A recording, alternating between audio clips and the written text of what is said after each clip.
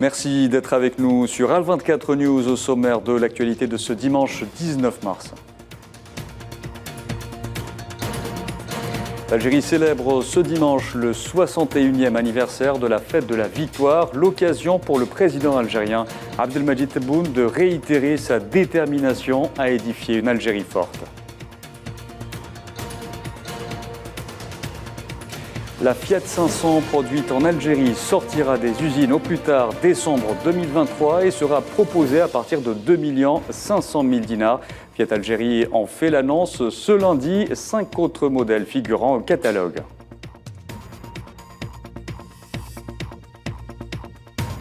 Proche-Orient, l'Égypte accueille ce dimanche une réunion à 5 pour promouvoir le dialogue entre les parties palestiniennes et sionistes en vue de stopper les mesures unilatérales et l'escalade, mais aussi contribuer à la reprise du processus de paix.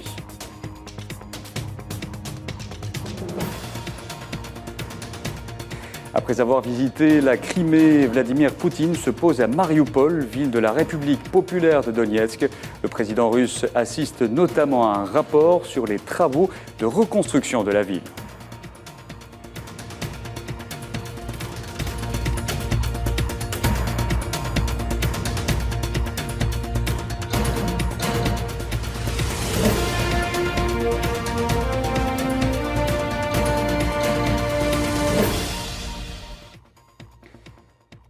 Bonjour à tous, l'Algérie célèbre ce dimanche le 61e anniversaire de la fête de la victoire, une date marquant la signature des accords d'Évian aboutissant à un cessez-le-feu avec la France coloniale, s'adressant aux Algériens à l'occasion de ce haut fait historique ayant conduit à l'indépendance du pays. Le président algérien Abdelmadjid Tebboune a réitéré sa détermination à édifier une Algérie forte à travers la revalorisation des efforts et du travail et à consolider les fondements de sa sécurité nationale, soulignant les réalisations accomplies grâce à l'attachement à l'unité des rangs.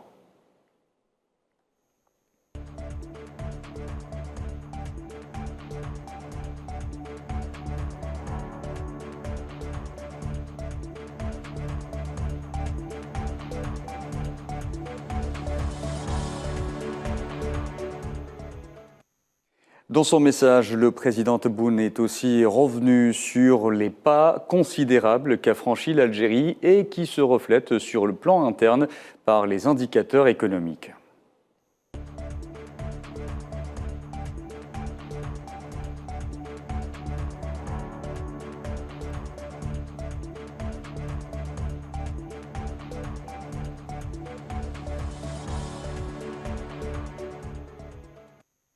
Pour le président algérien et sur le plan extérieur, ces pas se traduisent par la place qu'occupe désormais l'Algérie ainsi que le rôle central qu'il assume pleinement.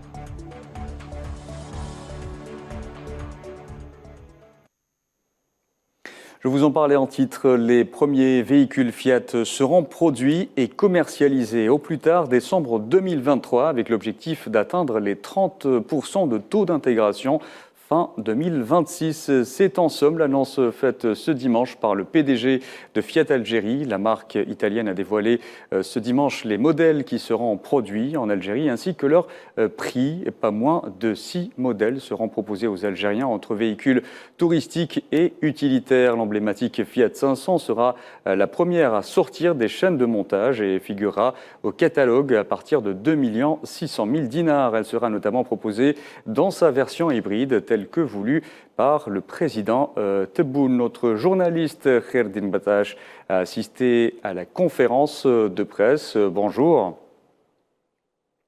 Kherdin Batache, vous m'entendez ? Oui, je vous entends très bien. Bonjour Abdelkader. Bonjour à vous. Alors, pas moins de 6 modèles seront proposés aux Algériens, donc entre véhicules touristiques et utilitaires, n'est-ce pas ? En effet, Abdelkader, c'est l'annonce phare qui a été faite ce matin par le président directeur général du groupe Fiat, filiale du groupe Stellantis, François Olivier.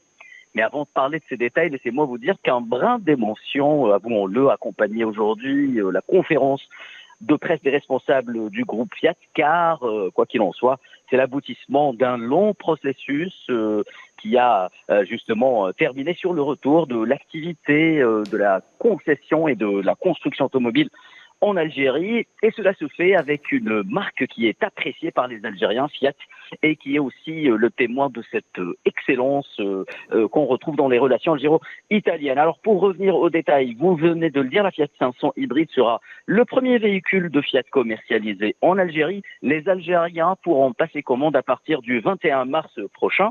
Le démarrage de l'activité se fera avec 6 modèles. 30 points de vente au top départ couvriront 28 wilayas. Dans le volet industriel, rapidement à partir de décembre 2023, 30% de taux d'intégration sera atteint en 2026 et 40% au-delà de 2026. C'est également l'annonce de M. Chorfan, qui est le président de la région MENA du groupe Fiat. Le président directeur général François Olivier de Fiat, qui a également déclaré que le retour de Fiat en Algérie est une espèce de réunion de famille. La production de la Fiat 500, c'est aussi le choix du président Tebboune, il l'a rappelé. Il a également déclaré qu'une Fiat pour chaque besoin et pour chaque client, c'était la devise du retour de Fiat en Algérie, en référence à la stratégie commerciale et industrielle qui sera suivie par l'emblématique marque italienne. Et on notera enfin, Kherdim Batache, la symbolique de la date retenue pour faire ces annonces, qui est celle de la fête de la victoire. Kherdim Batache, merci d'avoir été avec nous depuis cette conférence de presse donnée par le PDG de Fiat Algérie depuis l'hôtel Sheraton à Alger. Nous vous retrouvons dans nos prochaines éditions pour davantage de détails. Dans l'actualité également, Sahara occidental, le chemin pour l'indépendance emprunte différentes voies, notamment culturelles. Exemple avec cet accord cadre signé hier à Boujdour, au camp de réfugiés sahraouis, entre le ministre algérien de la Culture et des Arts et le ministère sahraoui de la Culture, portant sur le renforcement de la coopération culturelle et la création d'un théâtre national sahraoui, et ce dans le cadre de la visite de la ministre algérienne de la Culture, Soraya Mouloudji, au camp de réfugiés sahraouis.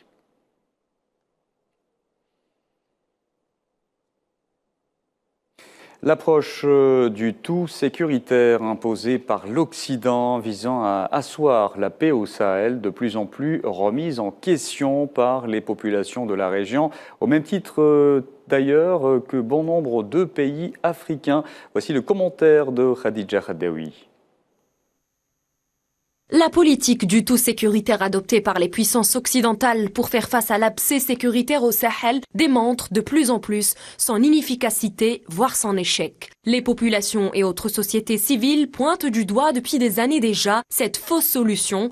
Pire encore, les populations de ces régions accusent les puissances étrangères d'avoir exacerbé l'abcès sécuritaire et fustigent leur présence dans ces territoires qui ne servent selon elles qu'à défendre leurs intérêts économiques. L'approche panafricaine concernant la sécurité au Sahel est plutôt unanime. Le développement et l'éradication du discours radical sont les clés de voûte pour en finir de façon définitive avec cet abcès qui mine notamment le Burkina Faso, le Mali ou encore le Niger. Pas plus loin que la fin du mois de février dernier, les participants aux travaux de la deuxième réunion de la série de rencontres, l'appel du Sahel tenu à Alger, ont réaffirmé l'importance de recentrer sur le développement et l'intégration pour éliminer le terrorisme, une démarche prise très au sérieux par Alger. Lors du 36e sommet de l'Union africaine, le pays a annoncé vouloir apporter une aide au développement pour la construction d'infrastructures vitales. L'Algérie met sur la table $1 milliard destinés à financer ce genre de projet. Cela dit, il semble que les puissances étrangères occidentales ne veulent pas s'inscrire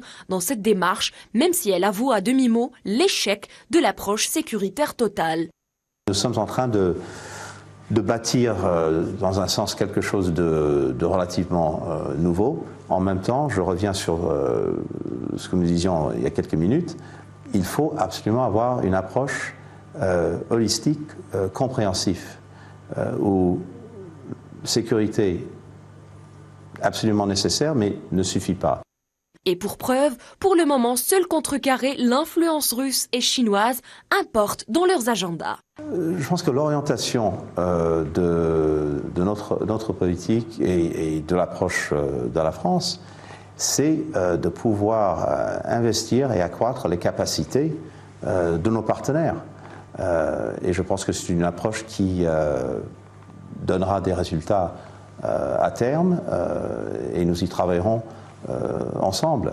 D'ailleurs, lors de sa dernière tournée africaine, Anthony Blinken, chef de la diplomatie américaine, ne s'en cache pas, au même titre d'ailleurs le président français et Emmanuel Macron, lorsqu'il affirme qu'il faut mettre un frein à l'impérialisme russe.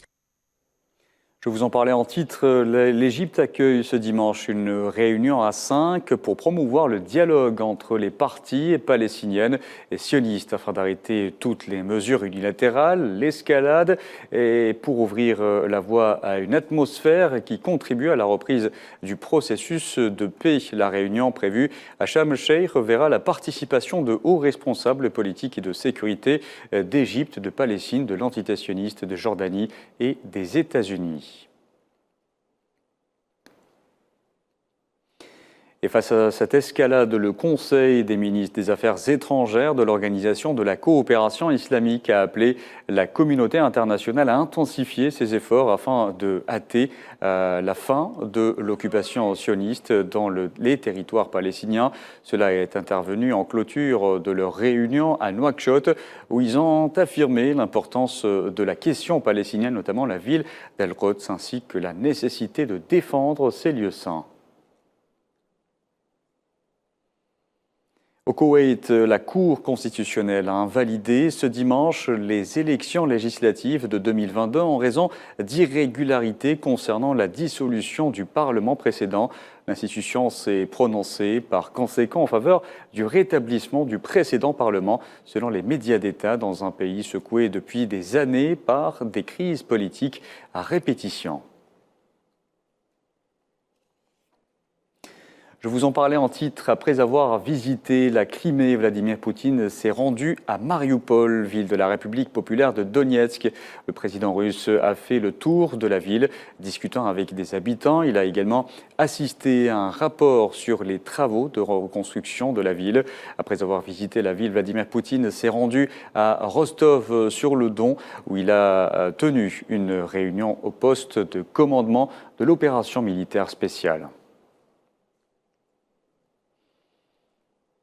Le président russe qui doit accueillir à partir de demain à Moscou son homologue chinois Xi Jinping pour une visite d'État en Russie. Il s'agira de son premier voyage à l'étranger depuis sa réélection à la présidence chinoise. Cette visite de 3 jours devra définir le plan de développement du partenariat stratégique et global de coordination Chine-Russie pour une nouvelle ère.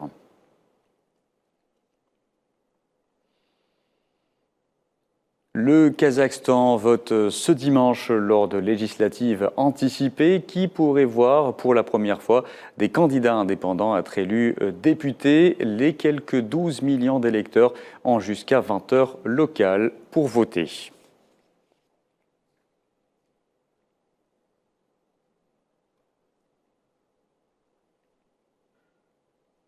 Et enfin, les dirigeants du Kosovo et de la Serbie n'ont pas réussi à signer un accord sur la normalisation de leurs relations compliquées lors de pourparlers marathons menés sous l'égide de l'Union européenne. Le Premier ministre kosovar Albin Kurti et le président serbe Aleksandar Vučić se sont retrouvés pour 12 heures de négociations sur les rivages du lac Ohrid, en Macédoine du Nord, sous la houlette du chef de la diplomatie européenne, Josep Borrell.